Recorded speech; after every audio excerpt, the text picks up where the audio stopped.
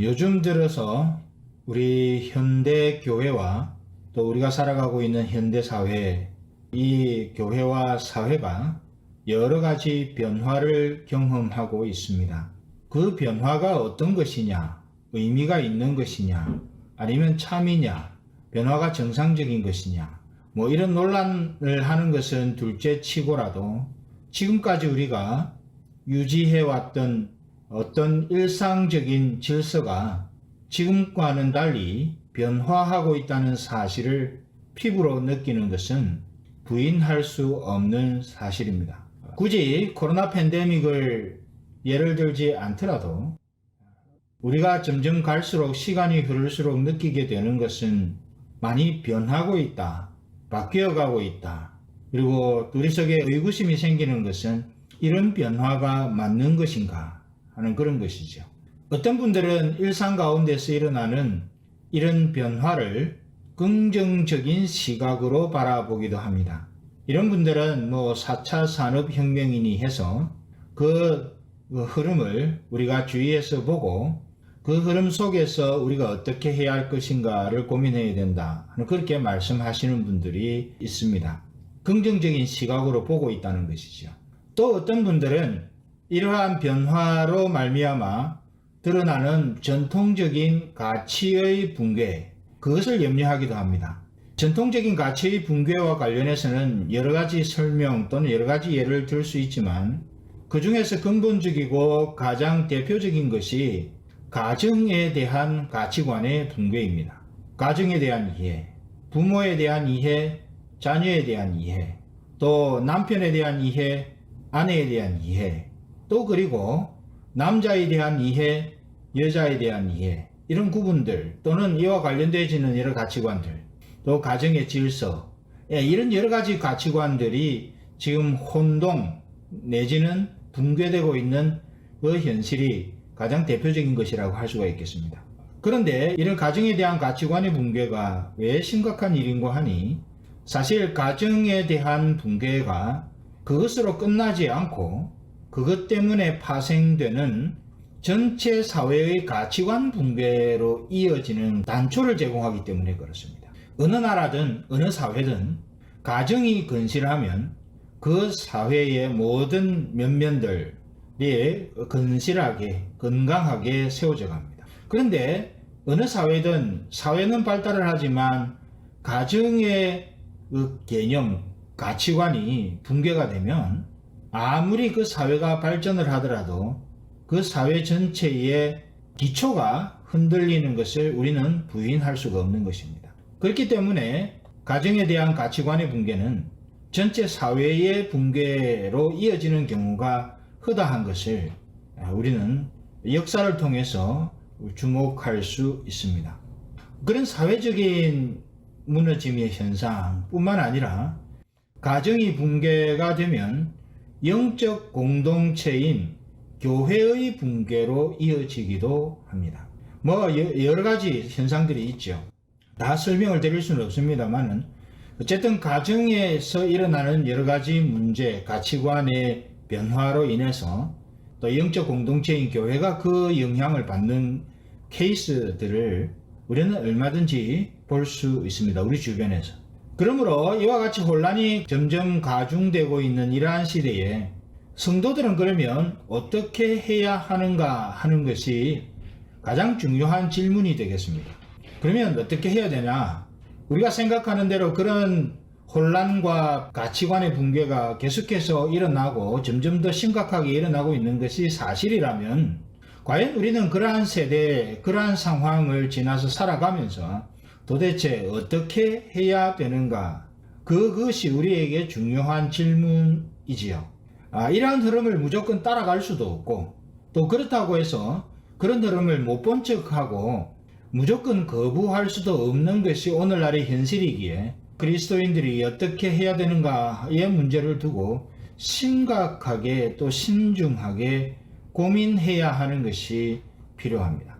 이때에 중요한 것은 성경적인 가치를 기준으로 평가해야 한다는 것입니다. 이 사회의 문화적인, 사회적인 윤리 기준으로 그 가치를 가지고 평가를 하면 안 된다는 것이죠.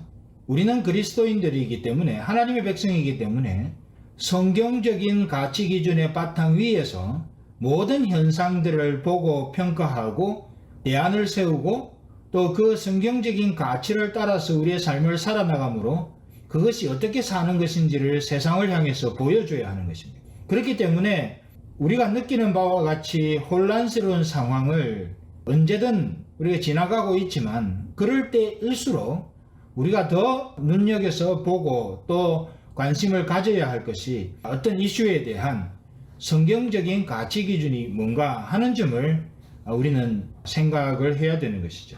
이러한 상황을 살아가고 있는 성도들이 겪는 어려움에 대해서 하나를 말씀드릴 수 있는 것이 있습니다. 그것은 우리의 신앙 고백과 관련이 있는 것입니다. 우리는 예배 시간마다 방금도 우리가 수요 예배를 시작하면서 사도신경을 가지고 신앙 고백을 했습니다. 물론 여러 가지 다른 신앙 고백 문서들이 많이 있습니다만 우리는 전통적으로 예배 시간마다 사도신경으로 신앙을 고백합니다. 방금도 그렇게 했고 늘 모든 예배 시간마다 그렇게 합니다. 근데 이 사도신경의 내용 중에 이러한 부분이 있습니다. 거룩한 공회와 성도가 서로 교통하는 것과 그리고 뒤에 보면 믿사옵나이다. 그렇게 고백하는 것이 있습니다. 무슨 말인가 하면 거룩한 공회와 성도가 서로 교통하는 것을 믿습니다 라는 고백의 내용입니다. 여기서 거룩한 공회는 우주적인 교회를 말합니다. 그리고 이것을 신학적인 용어 조금 어려운 표현으로 쓰면 무형적인 교회라고 표현을 하기도 합니다.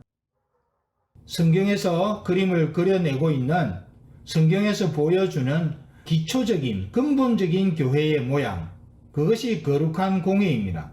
그 뒤에 나오는 성도가 서로 교통한다는 것이 무엇인가 하면 그것은 이 거룩한 교회, 우주적인 교회, 그리고 무형적 교회의 현실적인 모습을 이야기를 합니다. 성경이 말하는 교회라는 것은 이런 것인데 그것이 일반적인 삶의 현장에서 보여질 때에 이런 형태를 띄어야 한다는 것입니다. 그게 성도가 서로 교통하는 것과 라는 것이죠. 이 모습을 가만히 보면 중요한 특징, 하나님의 교회의 지역교회, 우리의 현실적인 교회의 중요한 특징이 성도가 현실적으로 서로 교통하는 데 있다는 것을 알 수 있습니다. 교회가 뭐냐? 교회를 한마디로 뭐라고 이야기할 수 있느냐? 예수님이 주인이시고 성경적인 원리를 따라 살아가고 성경적인 원리를 따라 운영되고 하나님이 오순절 이후에 세우신 하나님의 교회다. 그거다. 설명할 수 있습니다. 그러면 그거는 그런데 특징이 한마디로 이야기를 하면 그걸 뭐라고 이야기할 수 있느냐? 교회는 성도의 교통, 성도가 서로 교통함, 이 그 교회의 중요한 특징이라는 것이죠. 이것을 가장 잘 보여주는 것이 사도행전 2장입니다. 사도행전 2장에 보면 초대교회 나오죠. 유무상통하는 초대교회. 날마다 모이기를 힘쓰는 교회. 날마다 모여서 뭘 한다고요? 유무상통하는 거예요. 성도의 교통이 있다는 이야기입니다. 성도의 교제가 있다는 이야기입니다. 그게 성경이 보여주는 교회의 원형입니다. 그렇기 때문에 교회 안에서 성도의 합당하고 하나님 보시기에 귀한 교제가 어떤 형태로든 생겨나지 않으면 그것은 성경적으로 이야기하고 있는 교회의 모습과는 조금 다르다라고 우리는 표현할 수 있겠습니다. 교회가 뭐냐? 성도의 교회를 한마디로 뭐라고 설명할 수 있느냐? 하나님을 주인으로 모시는 성도의 거룩한 교제, 교통. 그렇게 설명할 수 있다는 이야기죠. 그리고 마태복음 18장 20절을 보면 이렇게 되어 있습니다. 두세 사람이 내 이름으로 모인 곳에는 나도 그들 중에 있느니라.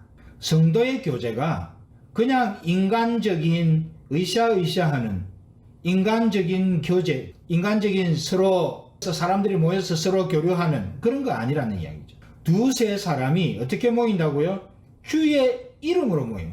두 번째 특징, 성도의 교제인데 성도가 모이는데 주의 이름으로 모인다는 것.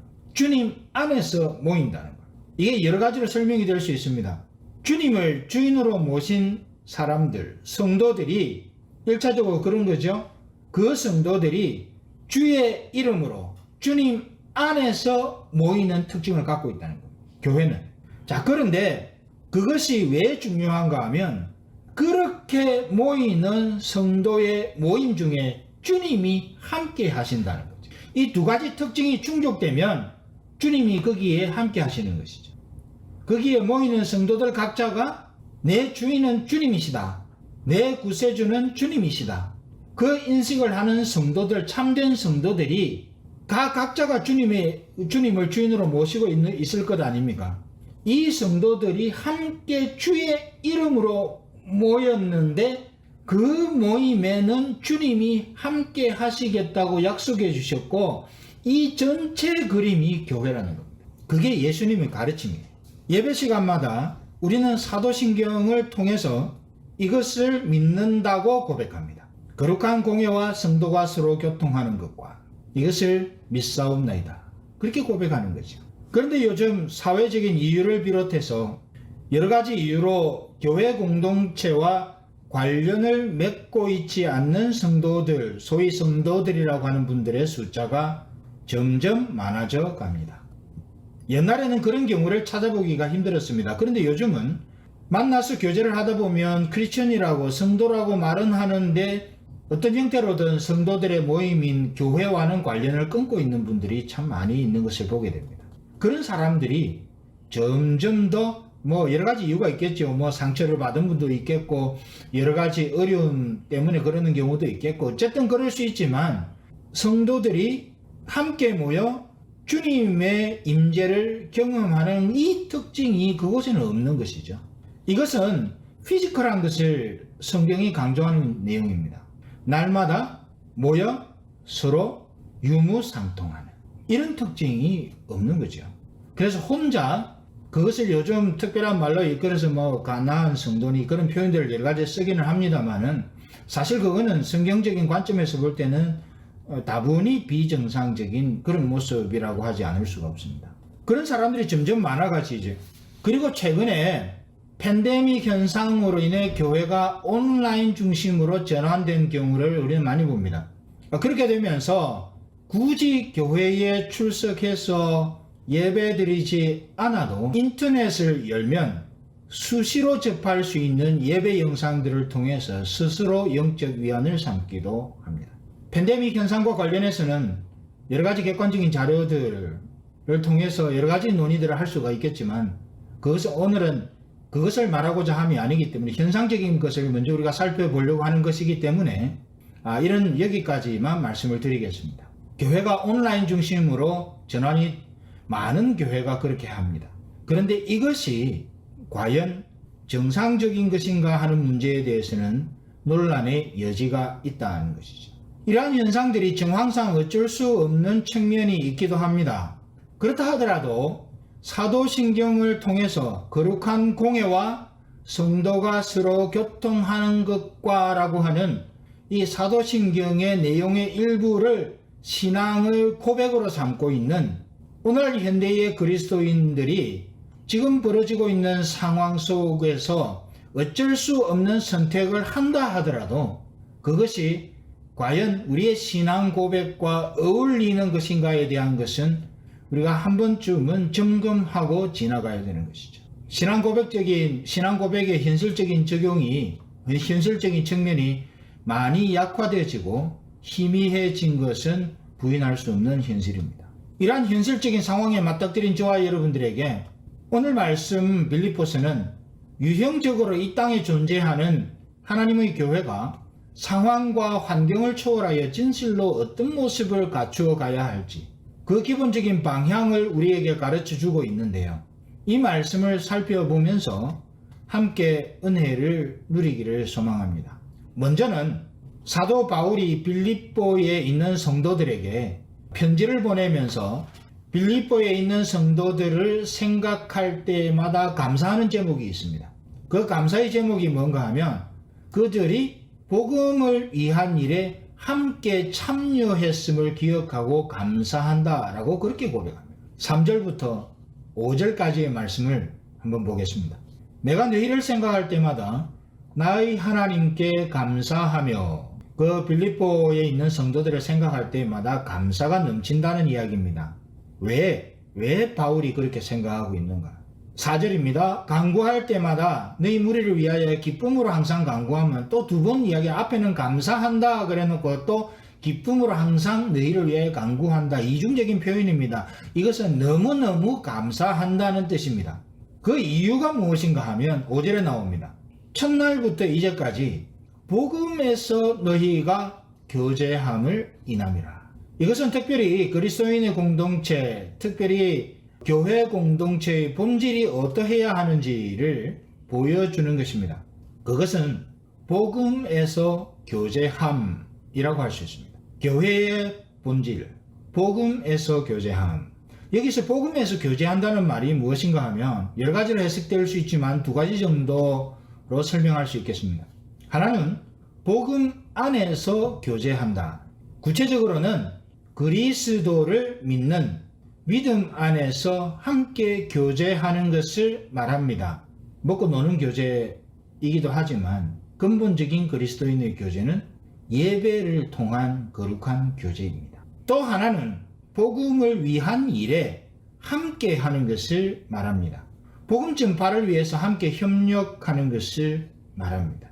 그래서 7절에서 바울이 이렇게 말합니다. 내가 너희 무리를 위하여 이와 같이 생각하는 것이 마땅하니 이는 너희가 내 마음에 있음이며 나의 매임과, 여기가 중요합니다. 나의 매임과 복음을 변명함과, 복음을 전하는 것이죠. 확정함에 너희가 다 나와 함께 은혜에 참여한 자가 되니라. 지금 바울은 온 성도들이 복음을 변명함과 확정함에 함께 참여했다는 사실 때문에, 온 성도들이 그 일에 함께 했다는 사실 때문에 감사하고 있는 것입니다. 이것은 초대교회나 오늘날에나 마찬가지입니다. 참된 교회는 복음 안에서나 복음을 위해서나 함께하는 특징을 가지고 있습니다. 왜냐하면 복음으로 인해서 그 삶이 변화되었고 그 삶의 가치관이 또한 복음 때문에 새롭게 되었기 때문입니다. 오늘날을 살아가는 성도들이 진실로 거룩한 공회와 성도가 서로 교통하는 것을 고백한다면, 그것을 믿음으로 고백한다면, 이것을 읽지 말고 복음 안에서 복음을 위해서 함께하는 그 태도, 그것을 잊지 말고 기억해야 할 것이며, 또한 이것을 매일의 삶에서 적용할 수 있어야 할 것입니다. 그리고 또 한 가지, 이렇게 신앙을 고백하고 그것을 적용하며 살아가는 성도들, 그리고 그런 성도들이 모인 교회에서 볼 수 있는 또 하나의 특징이 있습니다. 그것은 예배 공동체로서의 교회입니다. 11절을 다 같이 보겠습니다. 예수 그리스도로 말미암아 의의 열매가 가득하여 하나님의 영광과 찬송이 되게 하시기를 구하노라. 하나님의 영광과 찬송이 되게 하시기를 구하노라. 지금 이 11절은 빌립보에 있는 성도들에 대하여 바울이 기도한 내용의 일부입니다. 여기서 바울은 빌립보에 있는 성도들에 대하여 하나님의 영광과 찬송이 되게 하시기를 기도하고 있습니다. 하나님의 영광과 찬송이 되게 한다. 하나님께 기도하는데 어떤 사람 또 어떤 몇몇 사람들을 위해서 기도하는데, 하나님, 저분들이 하나님의 영광과 찬송이 되게 해 주십시오 하고 기도한다는 이야기입니다. 이게 하나님의 영광과 찬송이 된다 하는 것이 무슨 말일까요? 에베소서 1장을 보면 12절부터 14절까지를 또 중심에서 보면 성도가 하나님의 영광의 찬송이 되는 것과 또 하나님의 영광을 찬송하는 것을 같은 수준에서 취급하고 있습니다. 이것은 결국 무슨 말인가 하면 바울이 빌립보에 있는 성도들을 위하여 기도하면서 하나님의 영광과 찬송이 되고 또 하나님의 영광을 찬송하는 예배자로서의 삶이 예배자로서 아름답게 세워져 가기를 기도하고 있다는 말입니다. 진실한 교회의 특징은 예배한다 하는 것입니다. 그러므로 성도들이 참된 공동체는 각자가 삶이 예배가 되고 각자의 삶이 예배가 되는 거죠. 그리고 예배가 삶이 되는 아름다운 소망으로 가득 채워질 수 있어야 합니다. 또 그런 성도들이 모인 향기가 넘쳐 흘러야 합니다. 그리고 서로를 바라볼 때에 그 바라보는 상대방이 이런 모습으로 세워지기를 소망하며 기도할 수 있어야 합니다. 이게 교회의 문화가 되어야 돼요. 하나님께서 받으실 만한 진실한 예배, 그저 아무렇게나 모여서 드리는 예배가 아니라 하나님이 받으실 만한 진실한 예배. 그건 어떤 예배일까요? 하나님의 영광을 위해서, 하나님의 방법으로, 하나님이 부어주시는 은혜의 흔적을 가지고 하나님의 때에, 우리가 기도하면서 정한 하나님의 때에 하나님 앞에서 주님을 주인으로 모신 성도들이 함께 모여 서로 하나님의 영광과 찬송이 되기를 구하면서 기쁨으로 주님 앞에 함께 하는 것, 그게 예배입니다. 그 예배가 충만한 교회가 하나님이 기뻐하시는 진실한 교회의 모습입니다. 오늘 이 빌립보서에서 사도 바울은 편지를 쓰면서 빌립보에 있는 성도들의 모습 속에서 그걸 발견한 겁니다. 그래서 시작부터 11절까지 그 사이에서 그것을 여러 가지 다양한 각도로 이야기를 하고 있고, 그것 때문에 바울이 감사하고 있고, 그것 때문에 이들을 위해서 더 많이 기도하고 있다는 것을 표현하고 있는 것입니다. 여러분, 우리가 속한 교회가 하나님이 진실한 교회로서 이 땅에 세워지기를 원한다면 바로 이 기억해야 할 이 두 가지를 우리가 잊지 말고 마음에 간직하시기를 바랍니다. 복음을 위한, 복음 안에서 복음을 위해서 함께함, 그리고 함께 모여 예배하는 것에 또 그 예배를 통해 무사람들이 하나님의 영광과 찬송이 되기를 서로를 위해서 구하는 그런 모습들이 주 안에 있을 때에 그 교회를 일컬어서 하나님이 기뻐하시는 교회라, 그렇게 표현할 수 있을 것입니다. 그러면 그것을 보는 사람들은 서로에게 기쁨이 되는 거죠. 서로에게 감사가 되고, 그것을 위해서 어디로 돌아가야 됩니까? 성경적인 가치 기준으로 돌아가야 돼요.